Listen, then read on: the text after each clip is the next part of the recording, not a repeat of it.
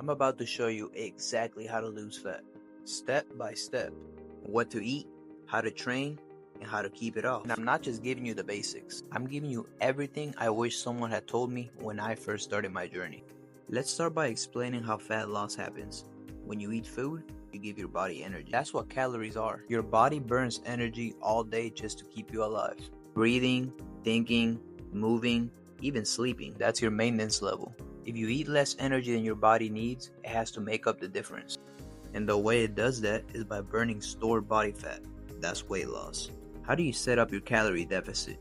Well, step number 1, multiply your body weight by anywhere from 14 to 18, depending on how active you are. If you're very active, always on your feet, training hard, high steps, use the higher end, like 18.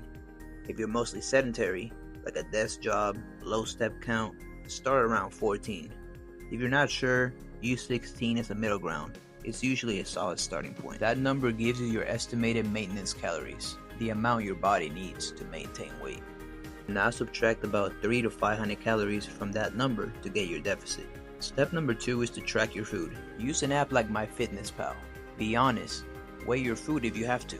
Eyeballing your food will make it a lot more difficult to truly know if you're in a calorie deficit. Step number 3 is to weigh yourself daily and take the weekly average. Your weight will bounce around, but the average should trend down over time. Aim to lose about 1 to 2 pounds per week. If nothing changes for 7 to 10 days, then you can drop your calories by about 100 to 150 and then reassess. Now let's talk about what to actually eat.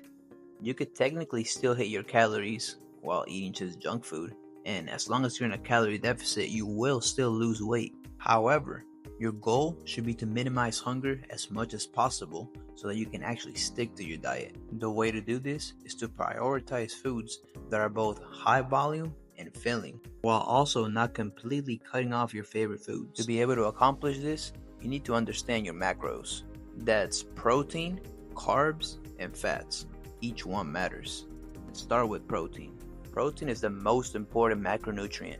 It helps you keep muscle while losing fat, and it's also a lot more filling than carbs or fats. Aim for around 0.7 to 1 gram per pound of your goal body weight. For example, if you want to weigh 150 pounds, you will eat around 105 to 150 grams of protein per day. Good sources of protein are chicken, lean beef, Greek yogurt, eggs, fish, and protein shakes. Then we have carbs. So a common myth is that carbs make you fat. However, this couldn't be further from the truth. The reason why people believe this is because most highly processed, high-calorie foods like chips, cookies, and pasta are loaded with carbs. But it's not the carbs themselves that cause fat gain. What causes fat gain is eating in a calorie surplus. You could technically eat nothing but chips and cake all day and still lose weight as long as you're in a calorie deficit. So don't be scared of carbs. Carbs give you energy, especially for your workouts. Stick to quality sources like rice, oats, potatoes, and fruits. Now let's move on to fats. Fats support your hormones and help keep you satisfied. Aim for at least 0.3 to 0.4 grams per pound of body weight. Focus on healthy fats, eggs, nuts, olive oil, avocado, and fatty fish. Just don't go too crazy. Fat is calorie dense, so it adds up fast.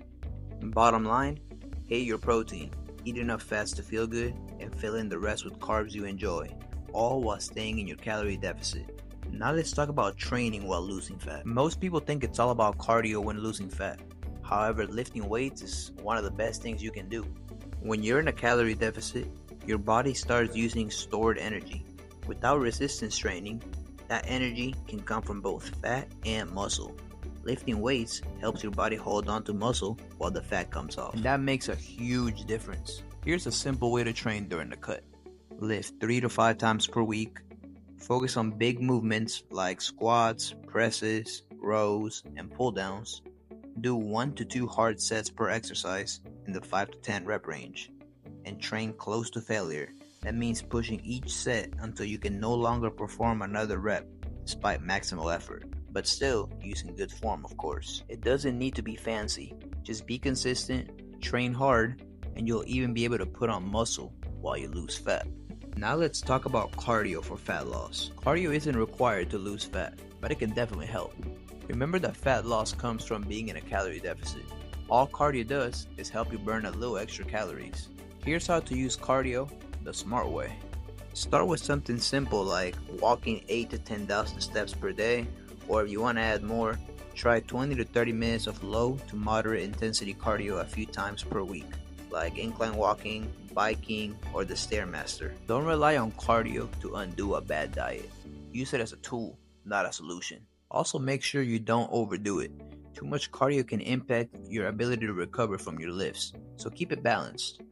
Now let's go over the biggest mistakes people make when trying to lose fat, so you don't waste your time, like most people do. Number 1 is eating too little, too fast. Slashing your calories too hard might lead to fast weight loss, but it also kills your energy, your gym performance, and your ability to stick with it. Start with a small deficit and be patient. Number 2 is obsessing over the scale. Your weight will fluctuate day to day. Water, food, sodium, it all affects the scale. What matters is the weekly average trending down over time. Number 3 is ignoring protein. If you don't eat enough protein, you'll lose more muscle than fat. That leads to a flat, weak look, and it makes fat loss harder the longer you go. Number 4 is doing tons of cardio but no lifting. Cardio burns calories, but it doesn't tell your body to keep the muscle. You'll lose weight, but not the kind you want. Number 5 is expecting perfection. You will have off days. One bad meal or missed workout doesn't ruin all your progress. Giving up ruins all your progress. Progress comes from consistency, not perfection. Now you know exactly how to lose fat, step by step. Not just what to eat or how to train, how to actually make it work in real life.